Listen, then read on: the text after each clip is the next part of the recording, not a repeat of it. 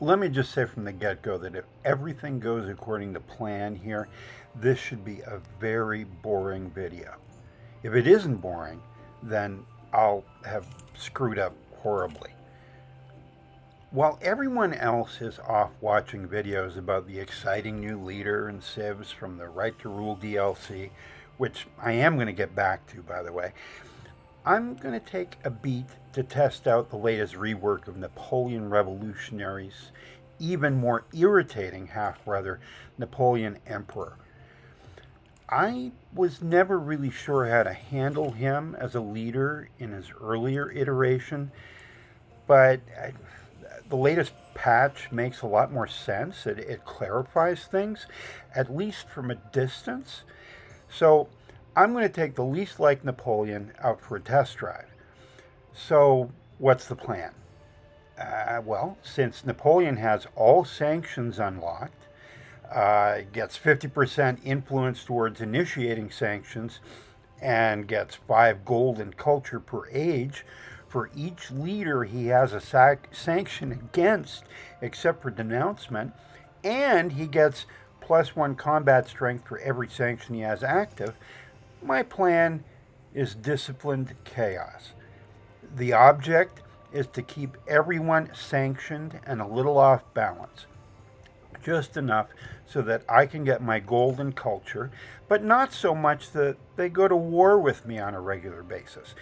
Sure, I get a buff to my land units for every sanction I have out there, but sanctions wear off, and so does the buff.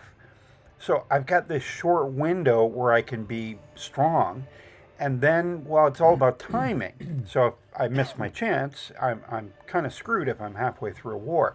So I'm going to get on people's last nerves, get my payouts, and then let them stew for a while before, hitting them with sanctions again. If this sounds like I'm chickening out, don't forget that this leader is listed as economic diplomatic, not militaristic. In a lot of ways, he shares this with Machiavelli, being annoying and claiming to not be warlike. So if I see an opening, I will take it, as long as I know I can win and win fast. In order to do any of this, I have to avoid getting too deeply involved with independent powers or city states.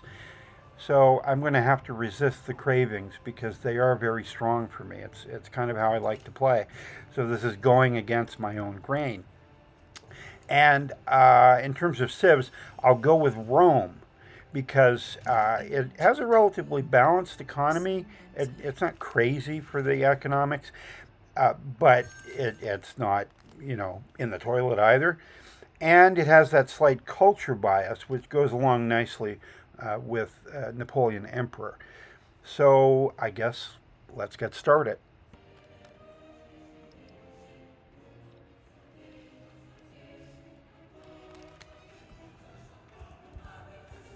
Now, in terms of mementos, I'm going to go with Portrait of Josephine, which gives you +2 gold per age for every leader you are unfriendly or hostile with.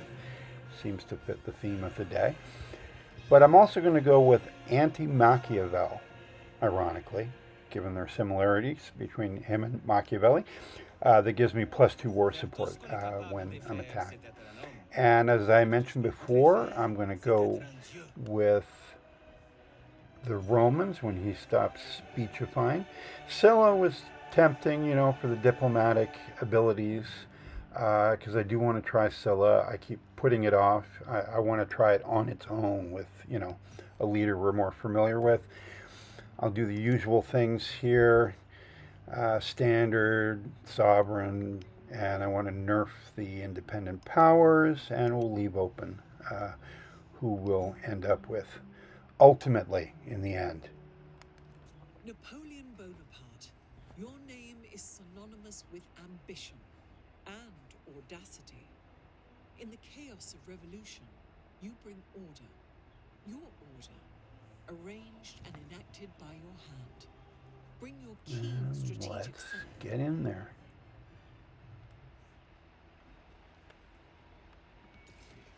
Looks okay here, yeah. So in my wanderings, of course, whenever I come across an independent power, I'll make note of it, or, well, a wonder. That sort of became my goal early on in this game, was to find a way over to that wonder, but I could tell right there that somebody was camped on it. And I started meeting, of course, the various usual suspects. This guy, the most suspect of them all. My feelings about him are widely known.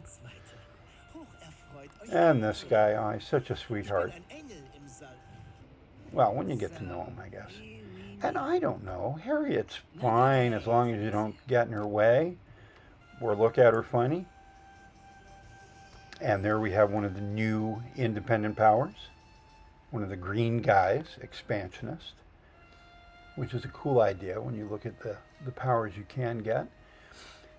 Now, I have to see what my relationship is with these guys. I'll be watching those little banners the entire game just to see if I have room to sanction, and I do. We're looking okay right now. So I'll sanction both of these guys. Sorry, I threw Tubman in there. I haven't actually met her yet in this part of the game. Some of this is out of sync, you'll notice. And sanction, sanction, sanction. And there she is. She's up there now. Well, not her, him. But there she is. Yeah. And I wouldn't want to leave her out. Sanctions for everybody. At the same time, you have to balance this with making nice, or at least not ticking the leaders off even further. So occasionally you do make deals, or you beg off making any deal. And the other thing I wanted to try and do was sort of spread myself around. I managed to get a situation where I had a lot of open ground to the south of me, a lot of room to build some cities. And meanwhile, there was only one independent power I wanted to have, and that was the guy camped by Mount Fuji to the west.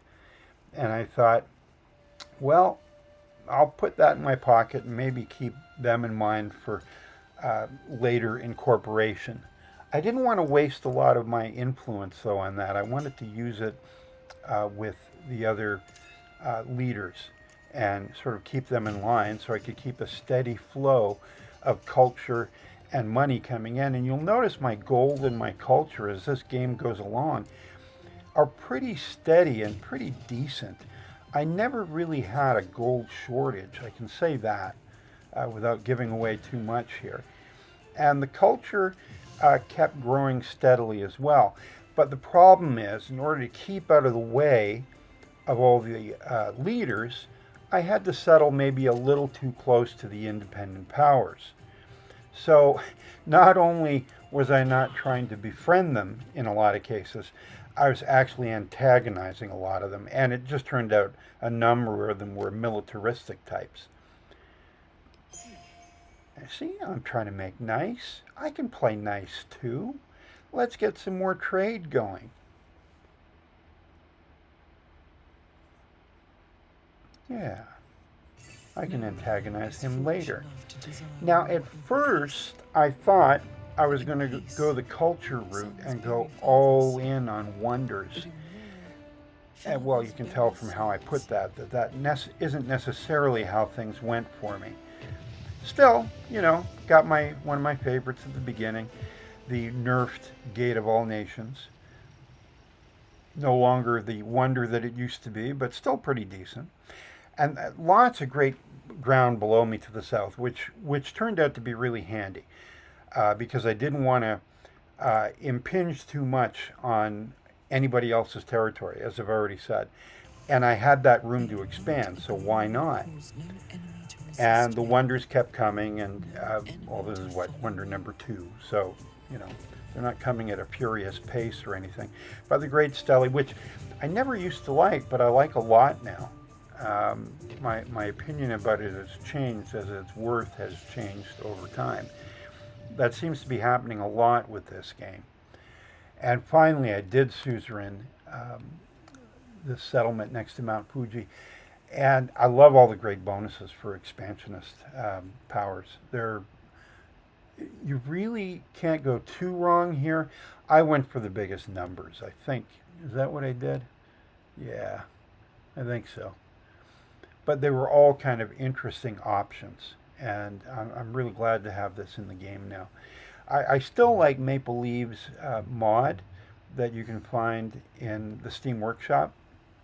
It has an expansionist um, option, it has the diplomatic option, and it has a few other options as well, in addition to the regular game city states. So it's worth checking out if you get a chance.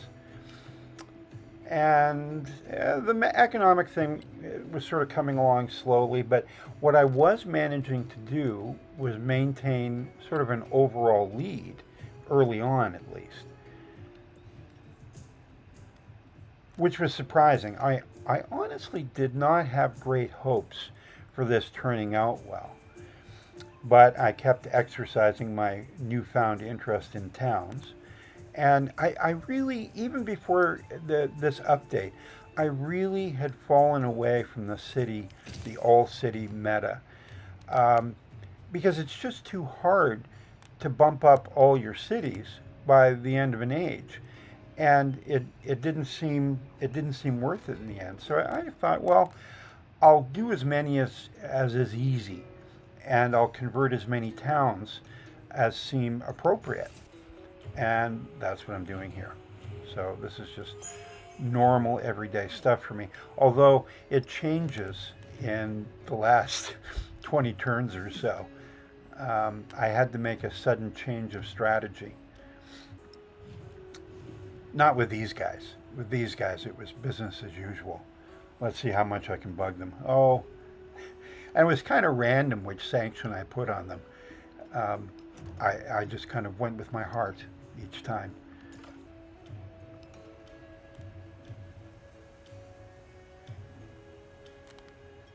I do really like the resort towns. I would make them all resort towns if I could, just because it sounds so cool. So there's a resort town. Speak and you shall have. Like I said, though, the independent powers were a pain throughout the game. I just could not get through like 5 turns without fighting somebody. And they kept, repopulating the map, no matter how many I eliminated. And I had room to expand on my east as well, a little bit. And it was a little tight. Now, those are the places that you would leave towns, right? You don't want them as cities. And so that's what I ended up doing. And kept trucking along with the wonders, of course, as best as I could. I love these videos. Sorry if they're kind of extended here, but I really like them. So much so that I use a lot of them in my thumbnails. I notice I'm not the only person doing that, so there must be something to that. They're attractive, let's face it. They're photogenic. Now, the decision here, I started expanding east first, a little bit south, but then east, and then eventually south again. I didn't really do much northward expansion beyond that city-state that I wanted to incorporate next to Mount Fuji. So I didn't really get into the fray except with the independent powers. Yeah, plugging along. And again, take a look at the culture and the gold as this game progresses. I was definitely not hurting for culture. I mean, the amount of wonders partly attests to that. But I think, and I don't think it's giving away too many secrets here, I think my culture was steadily about twice the amount of my science, which is unusual. And I think that reflects Napoleon's special ability with the leaders and getting the +5 gold and +5 culture for every sanction. I kept the heat on them as much as I could, throughout the age. And it was really important to not go to war because I already had the independent powers at war with me. So whenever I'd see one of these guys getting a little hot, I'd, try and calm them down a bit. Something that you can do now with multiple leaders that you couldn't do originally. I think they changed it in the update, the 1.2.2 or the 1.2.3. I don't remember which one. But you could sort of use your calming influence on multiple leaders and not just one. Which that was one of the small things in that update that really got me to perk up because I thought that's what's missing. It's not fair that I get to just, ease somebody's brow one at a time. That didn't help when I had like 3 or 4 leaders angry at me.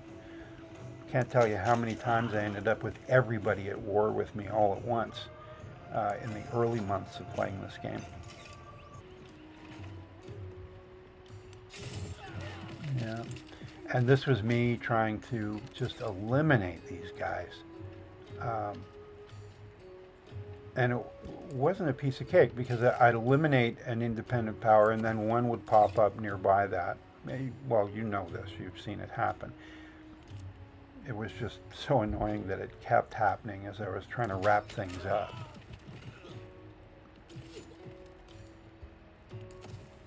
But I did occasionally have that extra strength from the sanctions that I had on various leaders. I can't point to which moment. Oh, that was a sanction. Yeah, that arrow was a sanctioned arrow. It was hard to tell at any given moment. I really don't keep track very well of when the sanctions expire. I think if you want to play Napoleon Emperor, though, you really should. That's a skill or a habit you should pick up that I didn't really get into the swing to yet. But I'm going to keep playing him. I definitely like this enough that I'm going to keep doing stuff with Napoleon Emperor.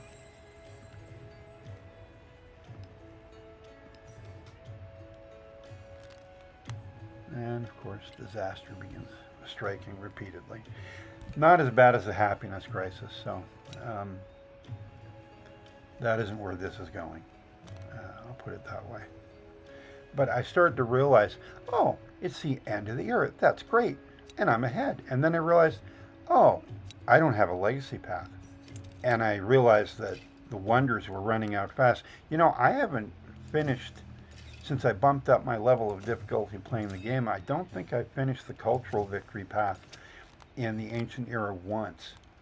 I'm always getting there when everybody's had the last wonders and the last donuts. And yeah, but at least I'm knocking out independent powers here. That's something. I think,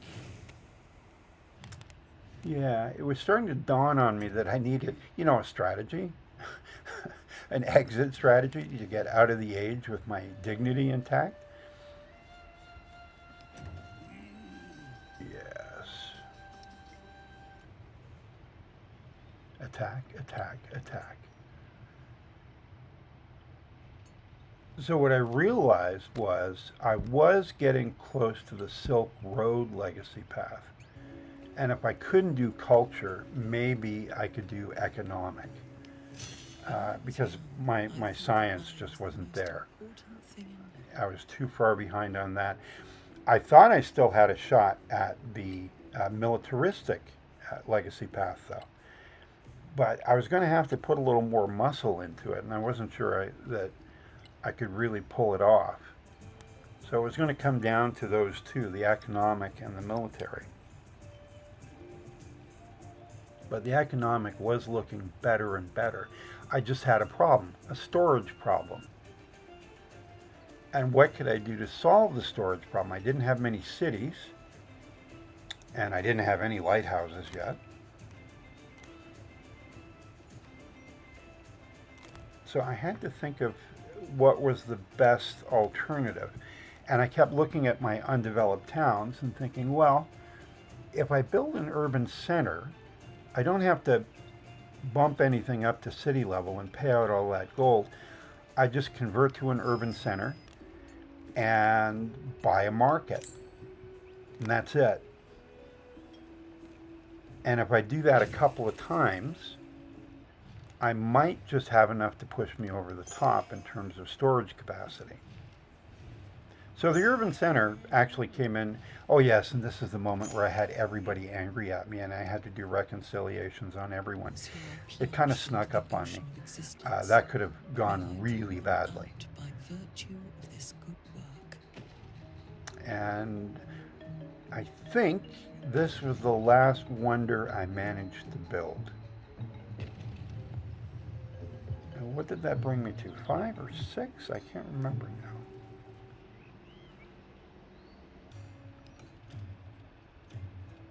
And here another urban center and getting another market.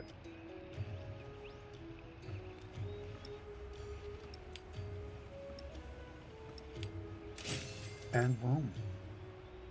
And just like that. I didn't just want, the points win. I wanted at least one type of victory, a legacy path completed to get out of this with, like I said, a tiny bit of dignity. And it kind of seems like it did. Now I managed to get through all of that, and you can see the final tallies here. So yeah, I mean, Harriet did get the scientific victory. So if I hadn't gotten some type of victory and just won on points somehow, that wouldn't have been very satisfying. I did say in my leader tier list of Palooza that I thought if the diplomatic victory path ever came into being, that Napoleon Emperor might be a very different type of leader and a stronger one at that. But it turns out that this latest update did the job that I thought that legacy path might do, or that victory path might do. So I don't know. I'm not saying I predicted the future, but I think Napoleon Emperor is stronger, is playable. I didn't even think he was playable before. And it's just a question of the type of game you want to play. If you like Machiavelli, if you like Harriet Tubman, you might well like Napoleon Emperor. I will keep playing. I'll probably play through to the modern era and see how that goes. If anything different happens, I'll let you guys know. So I accomplished my goals here ultimately. I think now that his strategy is much clearer, I think he's extremely playable and a little bit more interesting. I think that, and maybe even fun. Because I kind of had fun doing this run. Maybe he's not the most fun leader, but definitely better than a number of others that, well, who I won't name right now.